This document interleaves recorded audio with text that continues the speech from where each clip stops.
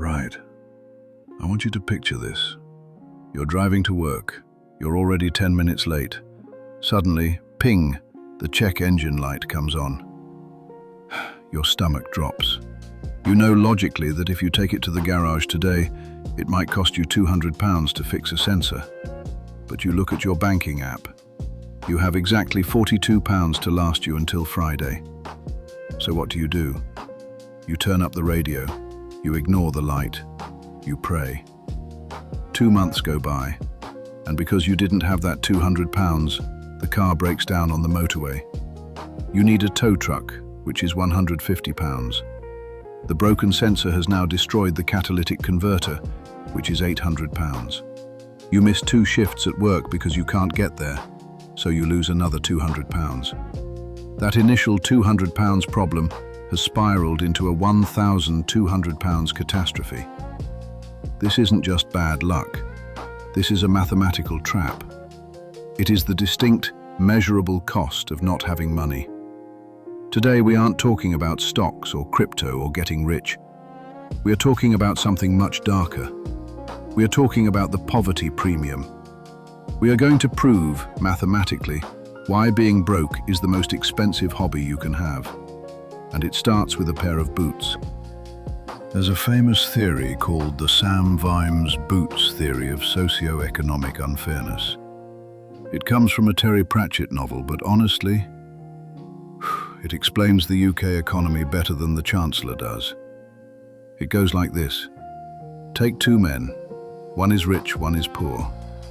The rich man buys a pair of high-quality leather boots for £50. They are stitched properly. They last him 10 years. The poor man cannot afford £50. He only has £10. So he buys the cheap, cardboard-soled boots from the market. But they fall apart after 1 winter. So the next year he spends another £10, and the year after that. Over the same 10-year period, the poor man has spent £100 on boots, double what the rich man spent, and he still has wet feet. The rich man is dry, comfortable, and £50 richer. This is the maths of being poor. You are forced to pay a premium for the lack of capital. And once you see this, you will see it everywhere. Let's look at your weekly shop. It sounds ridiculous, but let's talk about toilet paper. If you have £15 spare, you go to Tesco or Costco and buy the massive 24-pack. The cost per roll works out at about 20 pence. You are set for months. But if you are living paycheck to paycheck, you don't have £15 to lock up in toilet paper inventory. You have £2. So you go to the corner shop and buy the 4-pack. The cost per roll is 50 pence. You are literally paying double to wipe your backside, simply because you couldn't afford the bulk price. This applies to everything. Laundry detergent, pasta, nappies, oh God, especially nappies.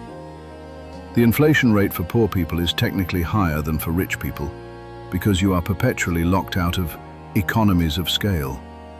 You are buying single bus tickets instead of the monthly pass. You are topping up your phone credit instead of getting a SIM-only deal. You are leaking money, 50 pence at a time, every single day.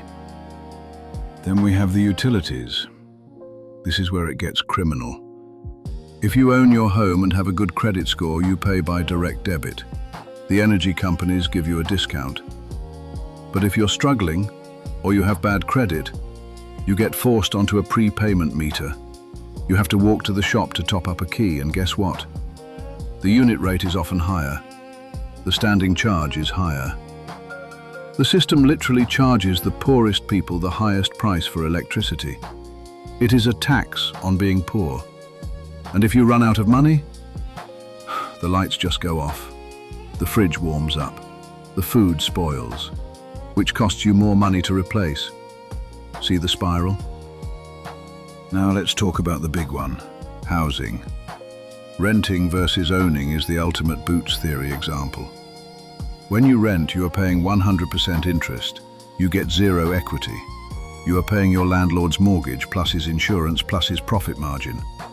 But to buy a house, you need a deposit. maybe £20,000. If you are paying 50% of your income in rent because rent prices are sky high, you can never save that deposit.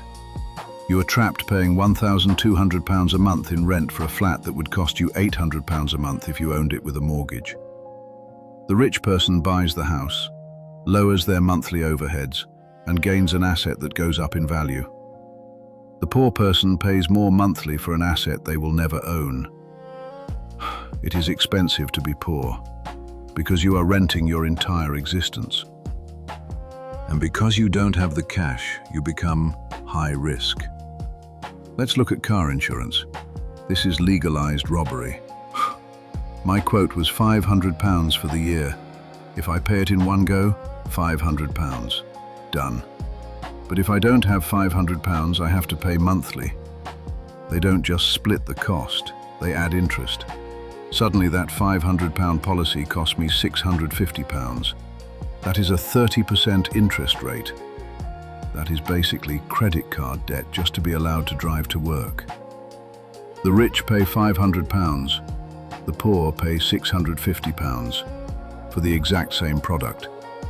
And banks? If you have £10,000 in your account, they give you free perks. But if you slip into your overdraft by a fiver, wallop, fees, charges. They fine you for having no money. It's like kicking a man when he's down and then charging him for the shoe polish.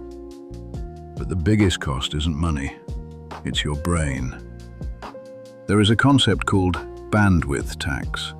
Studies have shown that when you are legitimately worried about money, will the rent clear? Can I afford food? Your functional IQ actually drops by about 13 points. That is the equivalent of missing an entire night of sleep.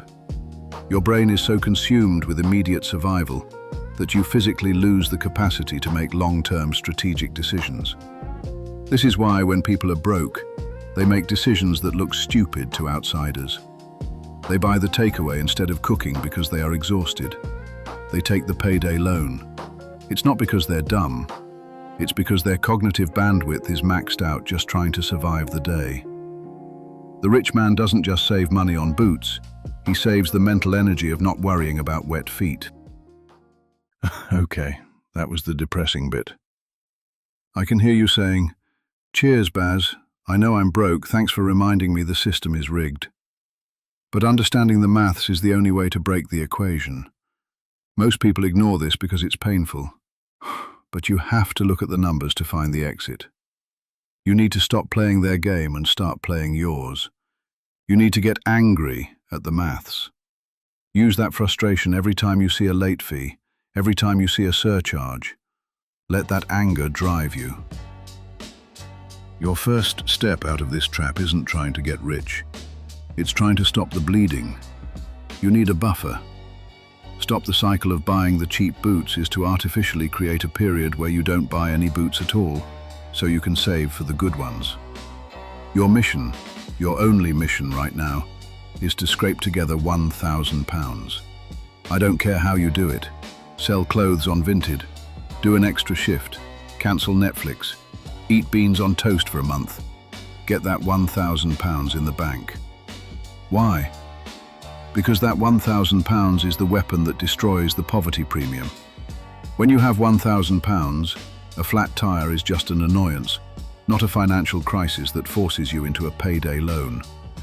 That £1,000 allows you to pay the car insurance up front next year. That £1,000 allows you to buy the bulk toilet paper. That first chunk of cash switches the game from defense to offense. Once you have the buffer, you change how you think. You stop asking, "Can I afford the monthly payment?" and start asking, "What is the total cost of ownership?" The car dealership wants you to focus on the monthly payment because that hides the true cost. You need to focus on the lifetime value. You buy the boring Toyota that never breaks down, instead of the fancy German car that costs a fortune in repairs.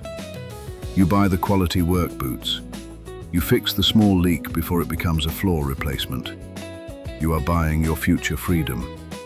You are paying off the poor tax, so you never have to pay it again. The system is rigged to keep you poor, that is a fact. The wind is in your face. It takes 10 times as much effort to get from £0 to £10,000 as it does from £10,000 to £100,000. But once you understand that being broke is a mathematical penalty, you can stop blaming yourself for being bad with money and start attacking the penalties themselves. Build the buffer, buy the boots, stop the bleeding. Right, hopefully that made sense. If you want more honest money tips without the waffle, do me a massive favor.